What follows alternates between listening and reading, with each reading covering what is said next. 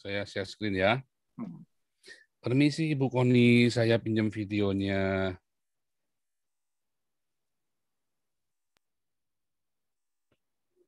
Cognitive thinking, saya tuh mau bahas tentang Israel atau bagaimana kita bisa mendorong Palestina dengan ide saya untuk kita membuka hubungan diplomatik dengan Israel.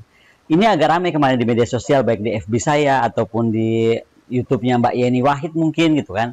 Tapi yang pasti saya menyatakan itu pertama kali saat diundang Mbak Yeni Wahid bicara di Wahid Foundation tentang bagaimana kita mampu mempercepat perdamaian Israel Palestina, dan yang paling penting adalah bagaimana meredam kemarahan orang-orang yang merasa bahwa Israel itu berdamai dengan negara Arab artinya mengkhianati Palestina. Ini yang mesti saya luruskan gitu loh. Saya tuh kadang-kadang jadi heran, kenapa ya? Justru menurut saya ini pemikiran penting dari seorang Jared ya, mantunya Pak Vice Presiden Trump, yang hanya bekerja 3 tahun 2017 ya kan sampai 2020 dia bisa menggandeng negara-negara Islam gitu kan, Uni Arab Emirat, kemudian Bahrain, dan kemudian sekarang disusul oleh negara-negara Arab lain gitu, Oman dan lain-lain. Jadi menurut saya peran Indonesia sebagai negara Islam kok nggak bisa ya mengajak orang-orang Arab itu untuk dari kemarin-kemarin gitu loh, melakukan Abraham Accord dengan Israel sehingga mereka bisa lebih mudah bicara kepada Israel. Bicara apa? Mendorong masalah Palestina itu diselesaikan gitu. Nah, menurut saya Indonesia mungkin karena tadi ya, kita selalu bangga kita jadi negara Islam terbesar, this and that, tapi kok nggak bisa ngajakin Arab gitu kan. Ya udah kalau gitu sekarang kita lihat apa sih akar masalahnya Israel Palestina. Saya mesti ngomong beribu kali bahwa ini bukan masalah agama. Please deh gitu. Sebelum marah tuh denger dulu ya, ini bukan masalah agama, ada sejarahnya gitu loh. Kalau mau tahu sejarahnya gitu kan, gini, kita nggak usah jauh-jauh lah. Kita lihat aja Ottoman Empire lah. Jadi yang selama berapa tahun ya, 1299 sampai 1922, dari mulai Turki sampai Eropa itu semua ya kan, Vienna, Anatolia, Algeria, Libya, Egypt, Israel, Palestina, Syria, Jordan, Irak, dan part of Iran itu dikuasai oleh Turki Utsmani, oleh Sultan Sulaiman. Bedanya Sultan Sulaiman adalah dia sangat paham bahwa ini itu adalah masalah tribes, bukan negara yang sudah dibagi, ada garis kedaulatannya gitu.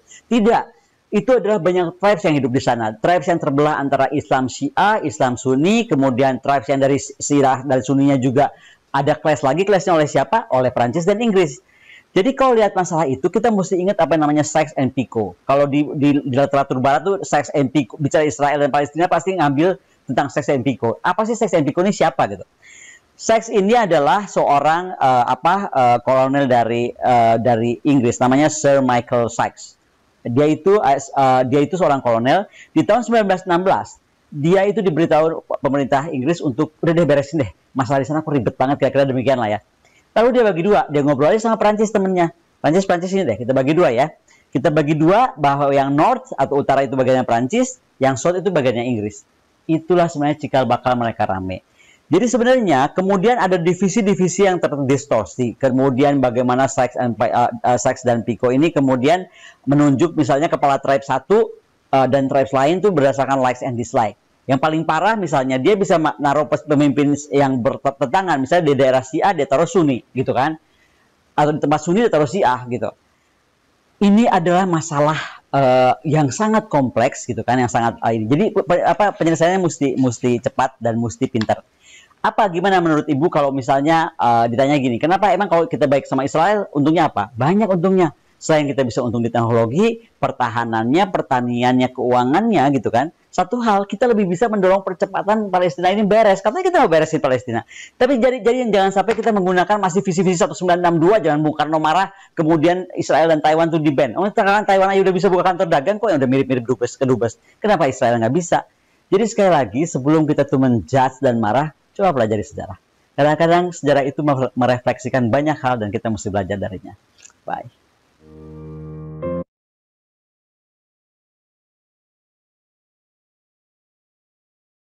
Sebenarnya kesimpulannya apa? Bahwa mau menyelesaikan itu maksudnya Ibu Koni tadi itu gampang. Indonesia ini kan negara yang cukup besar ya dan konsumtif. Kalau kerjasama dengan Israel, pasti Israel akan mendengarkan Indonesia. Lalu Israel akan minta sama Israel. Indonesia akan minta sama Israel, tolong dong ini didengar nggak sama Israel? Didengar. Didengar. Karena Israel butuh pengaruh. Kan simpel sekali kan yang disimpan sama Ibu Koni tadi.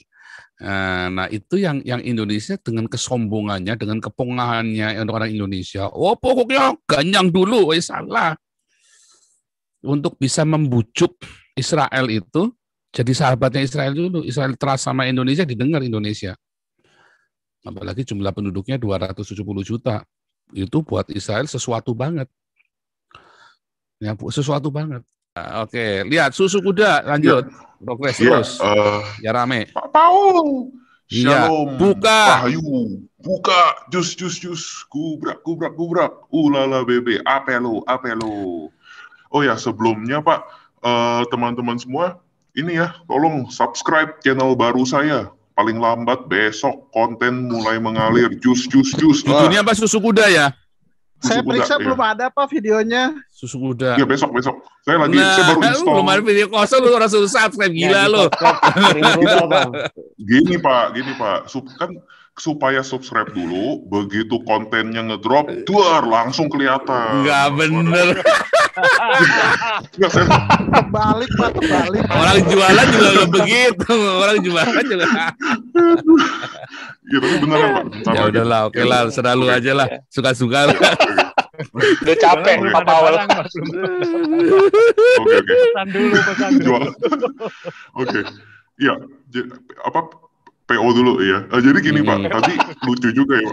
Yang tadi Bapak bilang kalau level bawah-bawah ngertinya porselenisme ya. Kalau bahasa tinggi nggak ngerti yang Bapak bilang tadi, lucu ya. Cakep ya gitu. Iya. Oke, saya sebenarnya mau nyampein dan nanya apa yang saya mau tanya ini ke Bapak Hananya Naftali, tapi sayang hari ini beliau tidak bisa hadir ya Pak ya. Jadi gini Pak, ya mungkin saya tanya sama Bapak dan teman-teman aja. Jadi yang saya lihat dari konflik Israel lawan Palestina ini, saya lihat bukan hanya di Indonesia, namun secara global ya Pak ya, bahwa narasi yang dibangun oleh outlet media dunia juga, mulai dari misalnya kalau di luar negeri kan yang besar-besar itu New York Times, Washington Post, bahkan sampai outlet-outlet yang berlawanan dari barat, bukan berlawanan sih, maksudnya alternatif ya, seperti Russia Today atau misalnya media berbahasa Inggris Tiongkok misalnya, itu narasi yang dibangun itu seperti yang tadi bapak-bapak ada yang ngomong itu, jadi Israel yang sebagai agresornya 100% gitu Pak. Dan ini adalah suatu agresi satu arah, itu narasi yang dibangun Pak. Yang dibangun tuh katanya Israel membombardir orang-orang sipil, terutama yang disorot selalu anak-anak kecil ya, dan rakyat jelantah di Gaza gitu. Nah sementara yang di sisi lain, di mana di wilayah Israel sendiri, terutama di tempat-tempat yang dekat sekali dengan Gaza, contohnya di Ashkelon, Ashdod, dan Sderot, misalnya kalau saya boleh namain 3 kota, itu sepertinya seakan-akan lebih dikesampingkan atau bahkan diabaikan oleh media-media mainstream, Pak. Kita hanya dengar berita-berita yang mengenai sisi Israelnya, ini misalnya apartemen kena bolong, kena rudal, tuh ada orang meninggal juga, apa itu, hanya di sosial media, Pak. Contohnya di Twitter misalnya, atau di channel panas Joseph Paul Chang ini sendiri, atau akun sosial medianya Pak Hananya Naftali itu sendiri gitu. Nah, menurut Pak Paul dan teman-teman, kenapa ada narasi seperti ini gitu, dan bagaimana kenapa ada Hamas meluncurkan roket-roket sampai ribuan, dan mereka secara spesifik menargetkan daerah-daerah yang residensial area ya, dan tempat-tempat sipil di Israel. Nah sementara Israel seperti yang kita udah dengar dari Pak Hendro Firleso, Bu Monik, Pak Paul sendiri dan kawan-kawan, Israel itu kan melakukan serangan surgical strike gitu Pak, sebisa mungkin presisi mengenai target-target militer Hamas saja, dan kalau Hamas pun bersembunyi di daerah sipil seperti yang mereka tentu saja lakukan secara konstan, rakyat jelantah itu disuruh nyingkir dulu sebelumnya, baru dilakukan serangan presisi itu. Tapi yang dibilang biadab itu hanya Israel saja gitu, dan Palestina yang tadi saya bilang itu yang juga bukan Palestina, Hamas ya secara spesifik, yang meluncurkan ribuan roket ke daerah-daerah sipil di Israel, menargetkan warga-warga sipil di Israel hanya dianggap murni 1000% korban yang dizolimi oleh Israel yang begitu didemonisasikan gitu. Nah, narasi framing ini bahkan di-backing sama media-media outlet terbesar global gitu, bukan hanya sumber-sumber kadrun-kadrun saja gitu. Nah, itu bagaimana menurut pendapat Bapak-Bapak expert A1 di sini dan Pak Paul sendiri dan teman-teman sekalian? Ya, terima kasih Pak. Siapa yang mau tanggapi dulu nih, supaya jangan saya terus nih. Ada Boleh mau? saya tanggapin? Silakan. Boleh. Begini, Susu Kuda, Pak Paul, thank you. Dunia luar, mereka negara-negara besar itu melihatnya itu bukan melihat jumlah peluru yang diluncurkan, tapi dia melihat jumlah korban yang berjatuhan. Dia selalu menilai jumlah korban. Karena apa? Kalau kita perbandingan saja. Jumlah korban yang ada di Palestina, saya bilang di Palestina ya, di Palestina itu sudah 200.000 lebih. Sedangkan di Israel itu paling sekarang tidak lebih dari 15 atau 20. Lihat aja coba. Soalnya kalau kemarin itu yang saya baca antara 7 korban dari Israel, 140 dari dari Palestina. Jadi jauh sekali. Dan lagi. Serangan daripada Hamas ke Israel itu hanya 1-2 roket yang jatuh yang kemarin saya bilang. Dan itu jatuhnya di tempat kosong. Sedangkan serangan daripada Israel, dan gambarnya kita bisa lihat semua di berita-berita itu, dia begitu nembak bangunan, Pak, itu seperti meruntuhkan gedung bertingkat dengan dinamit itu loh. Jatuhnya itu bisa runtuhnya bisa bagus. Saya juga heran itu. Luar biasa itu presisi. Jadi kalau saya mengulang kata daripada Monik adalah presisi. Itu adalah tembakan presisi. Jadi dalam satu gedung, sebelahnya bersebelah ada gedung-gedung lain nih. Dia mau nembak yang di tengah ini. Yang di tengah ini gedungnya bukan jatuh ke kanan atau ke kiri. Dia runtuh seperti kena dinamit. Saya bilang, ini luar biasa. Lah, di depan gedung itu kan jalan tuh, kalau kita melihat jalan jalur Gaza itu kan kalau dilihat di di video-video itu seperti jalan umum saja. Jadi akibatnya peluru-peluru itu kan meletik-meletik lah. Itu meletik-meletik itu kenalah kepada rakyat Palestina. Dan sebentar lagi saya akan mengeluarkan itu namanya YouTube saya, karena saya terkesan dengan Ramsi. Hamas tidak mungkin bisa dihabiskan. Karena apa? Hamas itu ada di dalam, dia ada di rumah-rumah atau warga daripada Palestina. Dia sudah berbaur di situ. Jadi sekarang ini kan istilahnya kemarin saya ditolak ngomong bilang dihabiskan.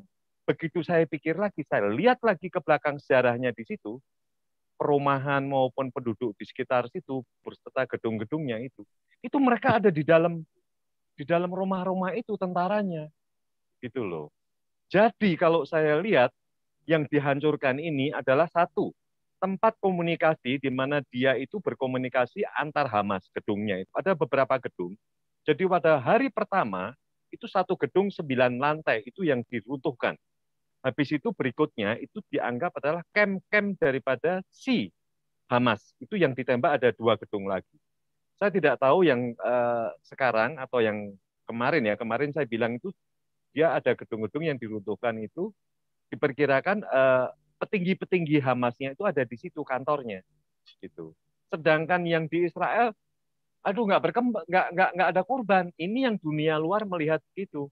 Jadi memang seperti yang Ramsi bilang, harus berhenti.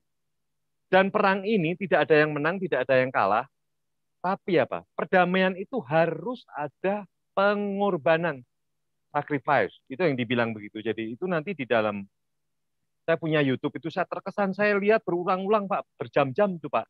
Waktu dengan ngobrol dengan Pak Paul itu, terus pertanyaan saya itu saya lihat, luar biasa. Itulah real informasi yang kita dapat. Jadi semenjak 2009, 2012, 2014, 2021 ya tetap aja Hamas ada. Cuman yang kemarin dia kalah menang dengan si Fatah, sedangkan Fatah tidak bersuara. Makanya kemarin Ibu Koni tidak bisa menjawab pertanyaan saya. Apakah tentara Palestina yang resmi tadi, saya tidak setuju dengan Anda tadi Pak siapa yang bilang bahwa Palestina tidak punya pasukan. Palestina punya pasukan yang dibilang PNA itu. Palestinian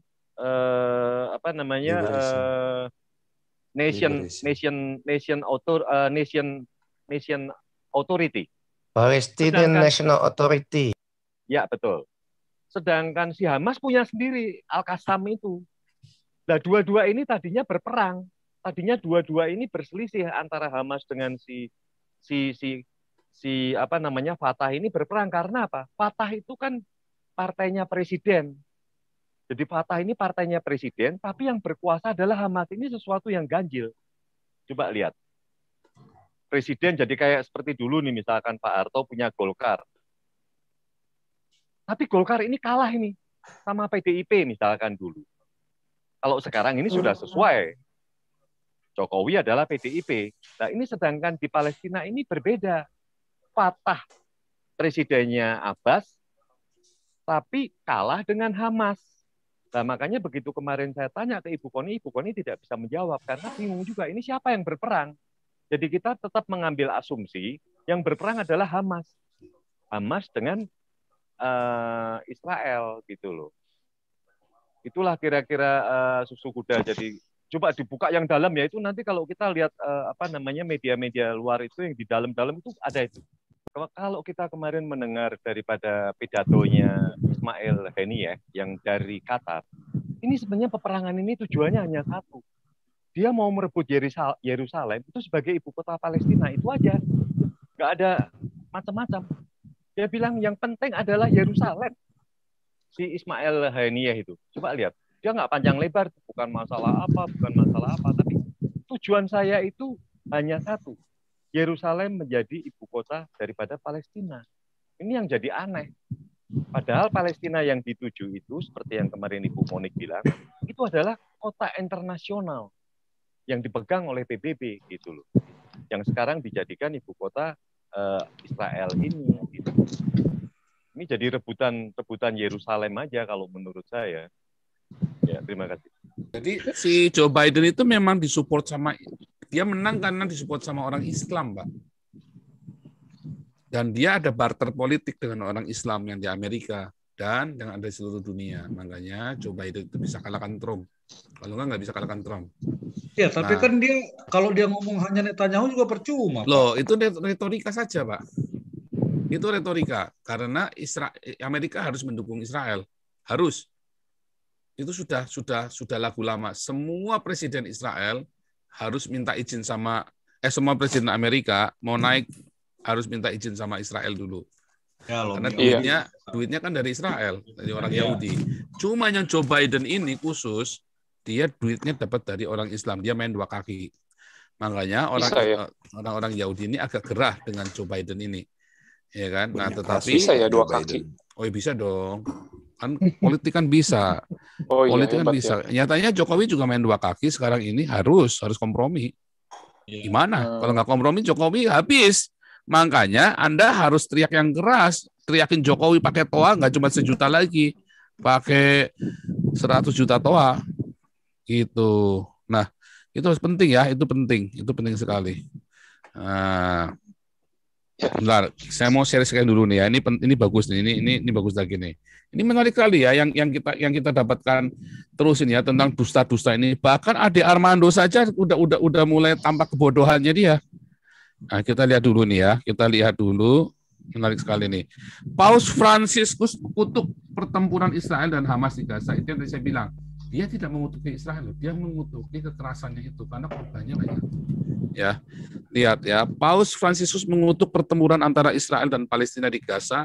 Dia menyebut kekerasan itu tidak dapat diterima dan kematian para korban khususnya anak-anak adalah tanda bahwa mereka tidak ingin membangun masa depan tetapi hanya ingin menghancurkannya. Siapa yang memulai coba?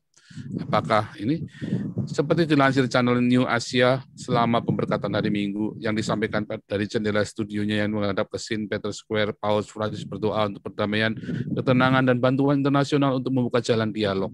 Pada hari-hari ini bentrokan bersenjata yang kejam antara jalur Gaza dan Israel telah mengambil alih dan berisiko memburuk menjadi lingkaran kematian dan kehancuran. Banyak orang terluka dan banyak orang tak berdosa telah meninggal, di antara mereka ada juga anak-anak.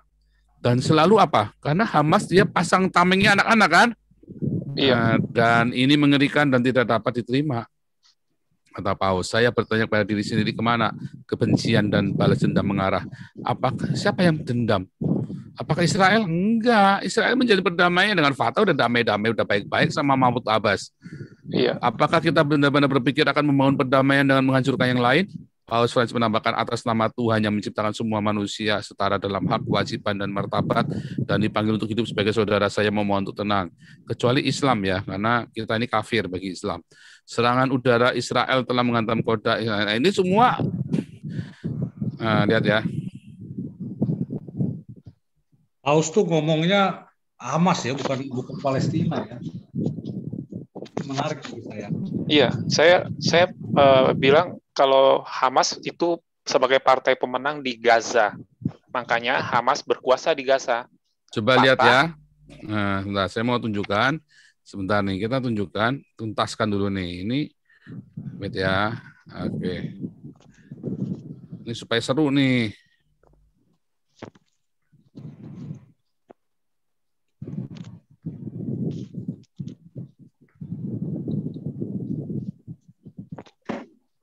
Mana nih?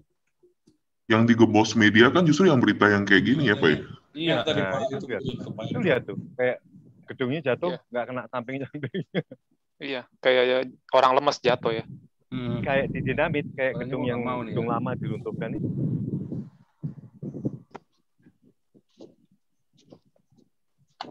Teknologinya canggih, Pak ya. Iya. Luar biasa. Presisi, tembakannya presisi. Iya. Indonesia belajar nih gimana caranya ke depan. Jadi dia tidak yang lucunya yang ditampakkan selalu yang sholat-sholat begini untuk menimbulkan apa? Menimbulkan simpati, ya kan? Ya FPI mau minta dikirim ke sana Pak Paul. Ya kirim aja. Itu kan Anies mau ke sana, mau mimpin pasukan ke sana. Makanya kita dukung, ya kita dukung. Nanti saya akan urunan. Kalau Anies memang mau berangkat ke sana, saya akan urunan. Tapi jangan pulang lagi, maksud saya. Tuh lihat kan disolatin semua. Ini yang ini sebetulnya ini adalah isu-isu untuk. Dan yang saya pikir, jangan-jangan ini semua yang gaduh-gaduh gatal-gatal itu tadi. Ada yang gatal nggak? Ada yang gatal. Hollywood. Jangan-jangan ini juga Hollywood juga, karena sebetulnya kalau kita pikirkan lagi, kan kemarin kita lihat tuh waktu mau dibom kan si Ramsi bilang dikasih tahu dulu kan kalau mau dibom kan. Iya. Nah, jadi nggak mungkin ada korban ini. Nah, yang mungkin kalau roketnya Hamas nyerang ke Palestina, lalu Iron Dome serang tembak balik jatuhnya di Palestina. Iya. Nah, itu yang mungkin dia mati kena roketnya sendiri, jatuh. Betul. Atau roketnya sendiri hantam negerinya sendiri, bisa jadi. Nah, iya, gitu. jatuh. Pokoknya roketnya dia jatuh sendiri ke sana. Itu yang mungkin. Bisa gagal. Begitu katanya. Jadi itu kan dikirim-kirim begitu kan. Terus ini kan iya. Betul. Oh kan? Iya, makanya lucunya Israel nggak pernah ke tepi barat, dia selalu ke Gaza. Iya. Karena Hamas, sarangnya Hamas. Kenapa Israel nggak bisa mengcounter berita ini, Pak ya? Kan teknologi sudah di-counter.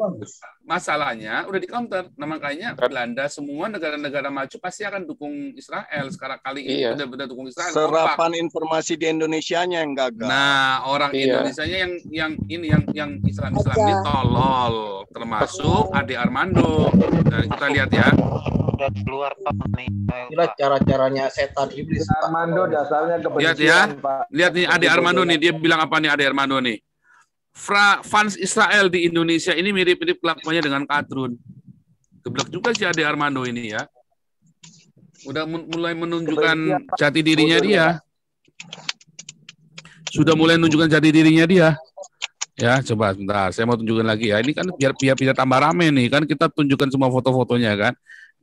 Kita tunjukkan semua Mana tadi? Saya tunjukkan Orang foto-fotonya. kita di sini kan rombongan, Pak. Iya. Rombongan Nah, itu saya kan tunjukkan lagi jauh, nih dari Pak. Kompas nih ya. Saya tunjukkan dari Kompas nih. Wah, menarik ini. Ini kita benar-benar telanjangi semua. Sebenarnya berita-berita ini ada, Pak, di tempat kita sendiri, hanya tidak di blow up. Seperti berita saya kemarin nggak di blow up. Yang di blow up yang jelek-jelek. Nah, ini contoh nih ya. Ini contoh nih. Makanya Coba lihat ya. punya Pak Paul itu Coba lihat. 1 juta Ade Armando saya harus kesini aja, Pak. Didengar gitu loh. Coba lihat ini ya. Kok belum? Sebentar ya, sebentar ini lompat nih. Sebentar nih, saya screen-nya lompat. Nah, saya sesi lagi ya. Ini pernyataannya Benyamin Netanyahu. Nah, yang diupload yang begini, dia nggak tahu kenapa sebabnya tiba-tiba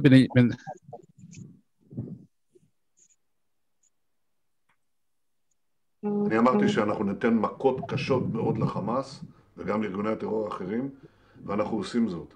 ביממה האחרונה תקפנו מטרות בתת קרקע. החמאס חשב שהוא יוכל להסתתר שם, הוא לא יכול להסתתר שם. הבכירים שלו חושבים שהם יכולים להימלט מנחת זרוענו, הם לא יכולים להימלט. אנחנו מגיעים אליהם בכל מקום ולכל האנשים הללו, ואנחנו נמשיך לעשות זאת. הם תקפו אותנו ביום חגנו, הם תקפו את בירתנו, הם שיגרו טילים לערינו, הם משלמים וישלמו על כך. Bentar, mereka menyerang kami pada hari libur, bukan hari libur ya, hari Sabat. Hari Sabat loh, kurang ajar loh mereka loh. Iya. מחיר כבד, זה עוד לא נגמר. Lalu Yom Kippur juga sama kan? כדי להשיב את הביטחון לערינו ולאזרחינו. ואני רוצה לומר גם מילת הערכה לידידי הנשיא ביידן וידידים אחרים, נשיא צרפת וראש ממשלת בריטניה וקנצלר אוסטריה וראש ממשלת גרמניה ואחרים, שעמדו על זכותנו הטבעית והמובנת מאליה. להגן על עצמנו, לנהוג בהגנה עצמית מול הטרוריסטים הללו שגם תוקפים אזרחים וגם מתחבאים מאחורי אזרחים. זה לא יעזור להם. Mereka bersembunyi di belakang warga sipil. Betul, yang saya bilang itu. Iya. Mereka bersembunyi di belakang warga sipil, kurang ajar sekali mereka. Lihat ini ya. Iya, itu Iron Dome-nya mereka. Ini Ade Armando dia bilang gini, semoga dunia bisa memaksa Israel segera menghentikan kebiadaban di Palestina. Padahal ada 3.000 roket yang ditembak. Tadi Yesus sudah bilang, ada 3.000 roket sudah ditembakkan ke Israel. Terus si Ade Armando bilang dunia bisa memaksa Israel segera Saya nggak tahu dia ini kesurupan apa si Ade Armando ini ya. Dia ngomong Israel disuruh berhenti, habis itu tembakin Pak. Habis kalau dia berhenti, itu baru serangan masuk itu apa? Kan dia membela diri dibilang. Ya, kan? Nah, ini fans Israel tadi ya, mirip-mirip kelakuannya dengan Kadun kan kurang asem ini. Nah, ini Bupati Karanganyar nih. Bupati Karanganyar. Iya, suratnya. Oh iya kan. Wah. Mau suruh kirim duit. Surat apa Ada itu? di Karanganyar ini banyak orang kere. Geblek juga ini Bupati ngurus badan sendiri lagi nggak bisa. Itu yang selalu Karanganyar saya di mana? Karanganyar itu Solo naik ke atas sedikit itu ada sate Karanganyar yang enak itu di situ Tawangmangu. Ya. Kirain di dekat Mangga Besar. Oh itu bukan Karanganyar kota. Karanganyar beda lagi itu. Karanganyarnya beda. Karanganyar